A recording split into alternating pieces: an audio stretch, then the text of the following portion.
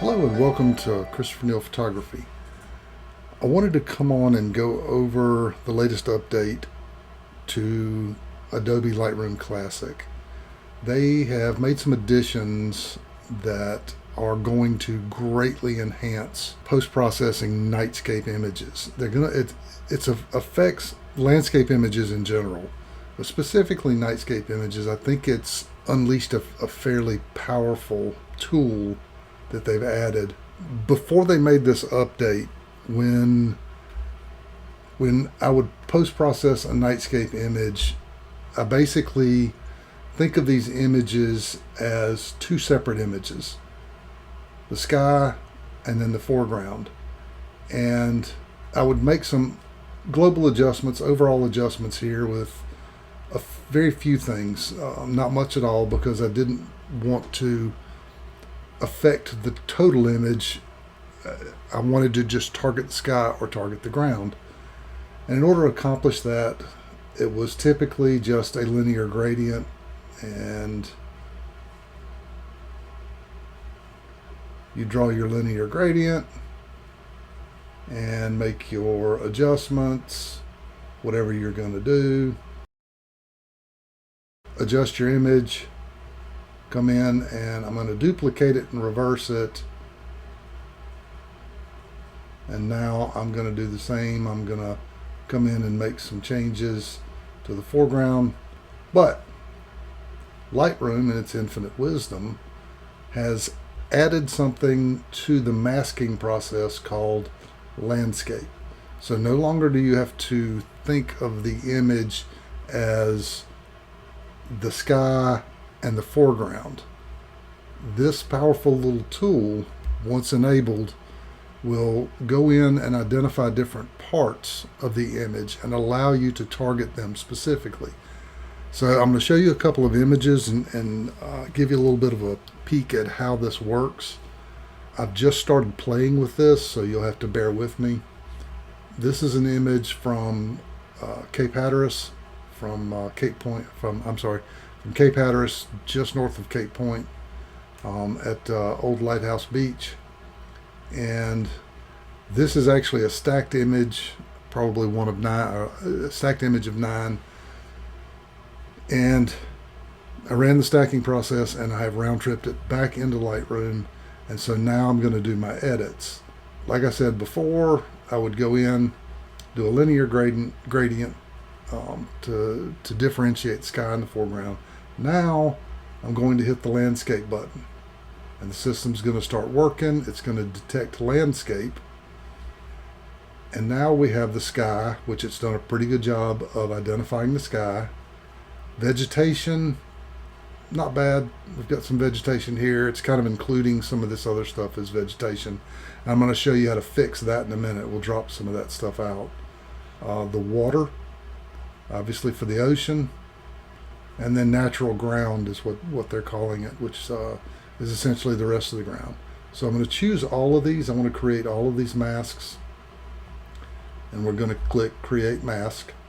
Now the one that I really want to target to do something with is vegetation, because I just really kind of want to use it to target this vegetation here. I'm not so much concerned about this stuff.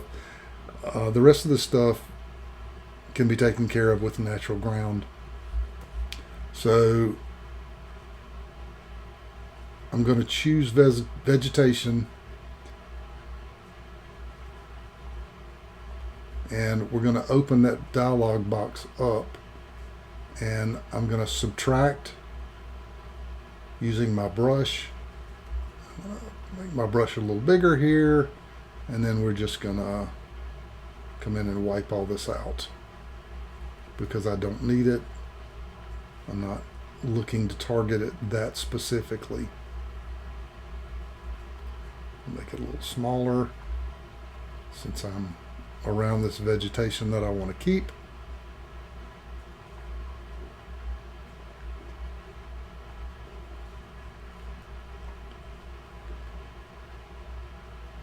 And there you go.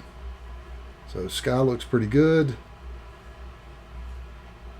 Water also looks pretty good.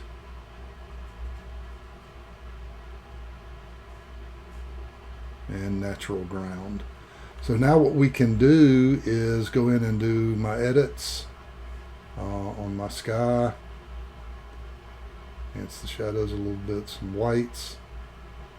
Give it some more contrast. A bit of texture, some clarity. I'm going to put some dehaze in there. Not too much. I don't want the color to start looking too wonky. That looks good. I'm just going to do some rough stuff here. Exposure, I'm going to bring that up a little bit. Boost my shadows up a little. Add some whites. A little bit of texture. A little bit of clarity. Water, same thing. Since it's dark, I'm going to give it a little bit of an exposure, but I'm going to boost the whites because I want to bring out the surf here. Darken the highlights down a little bit, give it a little bit of contrast, texture, clarity. I'm going to put a little bit of dehaze in this to cut out maybe some of the spray. And then natural ground, contrast. I'm going to boost the exposure there a little bit. Highlights.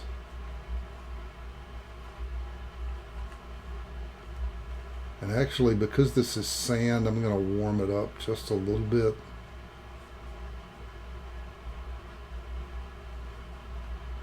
A little bit of texture, clarity.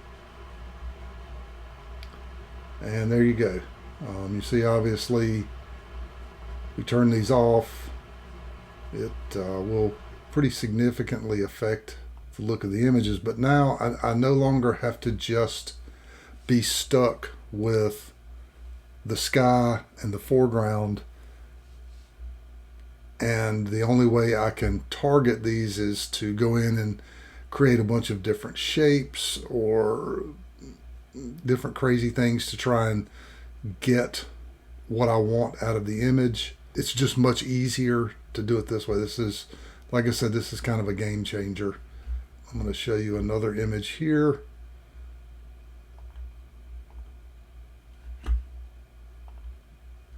This is from the same night, Cape Hatteras. This is Bodies Island Lighthouse. And I'm going to come in. I want to make some changes.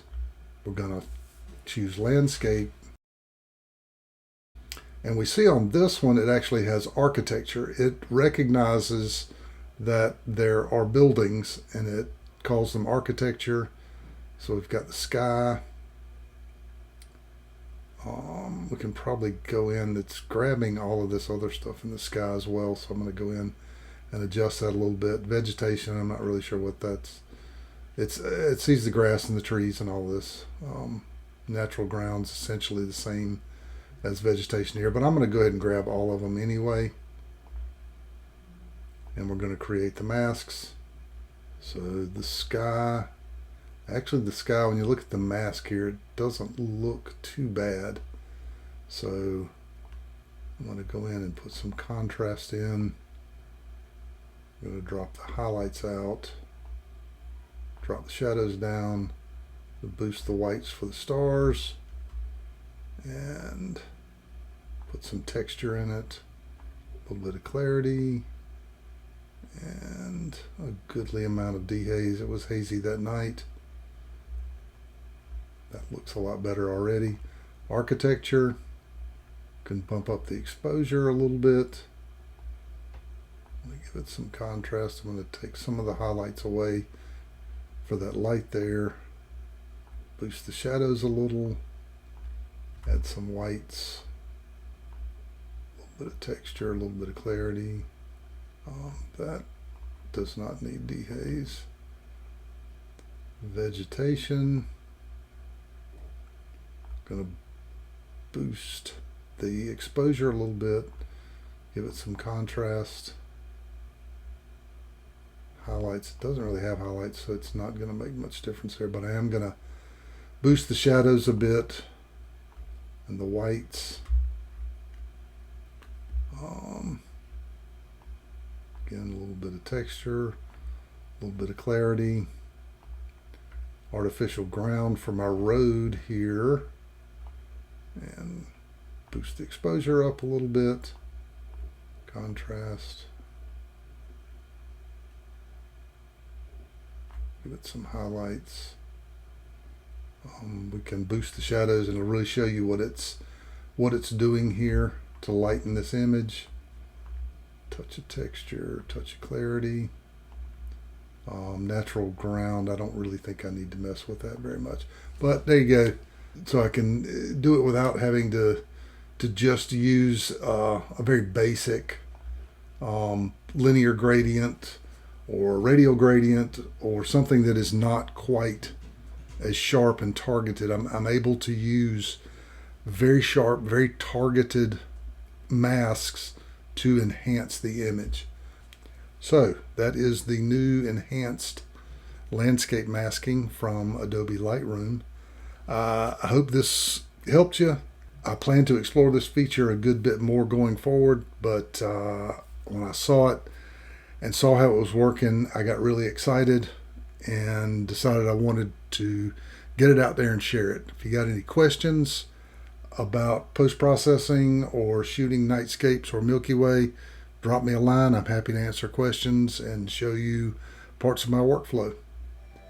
Let's get out there and get some pictures. Thank you.